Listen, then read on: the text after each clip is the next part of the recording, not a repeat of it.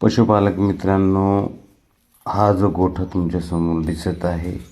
अत्यंत छोटा सुबक कमी खर्चामध्ये उभा केलेला, पावसाळा उन्हाळा हिवाळा तिन्ही ऋतूमध्ये सोयीस्कर असलेला हा गोठा आहे.